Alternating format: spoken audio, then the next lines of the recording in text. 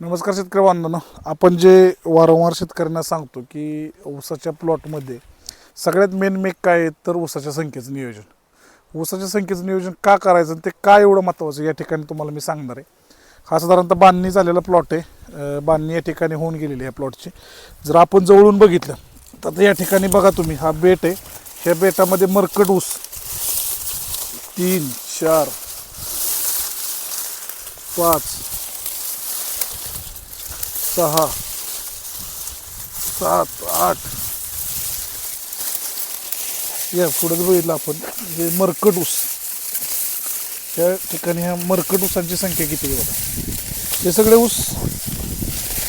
सगळे ऊस मेलेले आहेत. पुढं आला तर तुम्ही असंच प्रत्येक बेटामध्ये 7-8 ऊस तुम्हाला या ठिकाणी बघायला मिळतील, जे मरकट आहेत, मेलेले ऊस आहेत. आता होतं काय, आपण जे सांगतो की 1 एकर क्षेत्रामध्ये साधारणतः 45 ते 50 हजार ऊस कारखान्याला जातात. त्याच्या मागचं गणित हे आहे की एका स्क्वेअर फुटला एक ऊस ह्या पद्धतीने कारखान्याला ऊस जातो. तुम्ही कितीही लावा. आता ही जर लागण तुम्ही बघितली तर ही कांडीला कांडी लागण, म्हणजे टिपऱ्याला टिपर पद्धतीने लागण केलेली.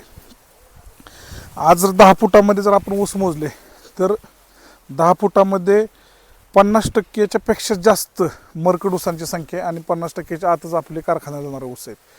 त्यामुळे शेतकरी बांधवांनी लागण करते समोर ऊसाच्या क्षेत्रामध्ये कमीत कमी 5 फूट सरी, 2 रोपातलं अंतर 1 फूट 1.5 फूट ते 2 फुटापर्यंत तुम्ही जाऊ शकता.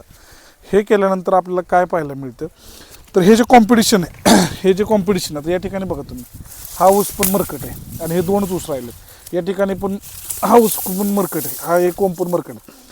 ह्या मरकट ऊसांनी काय केलं, आतापर्यंत जे तुम्ही प्लॉटला डोसेस दिले होते, अगदी ते लागण करते वेळी असू दे, बारकी बर असू दे किंवा मोठी बर असू, ह्याच्यामधून जे तुम्ही काही NPK असेल, जे काही सेंद्रिय खतं असतील जी दिली असतील ती ह्या ठिकाणी ह्या मरकट ऊसांनी खाऊन ते या ठिकाणी आता इथून पुढं ते मरायला सुरू झाले. आता इथून पुढं ऊस तुटेपर्यंत बी अजून असंच चालू राहणार आहे.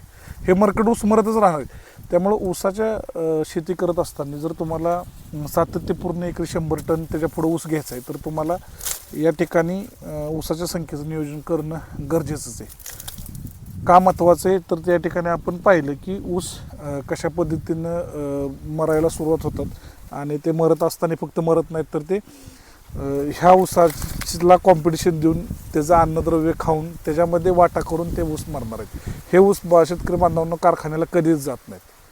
हे फक्त तुम्ही दिलेले अन्नद्रव्य खाऊन मरून जायचं काम करा. त्यामुळं इथून पुढे लक्ष द्या की ऊसाची शेती करत असताना ऊसाची संख्या नियोजन करणं खूप गरजेचं आहे. धन्यवाद.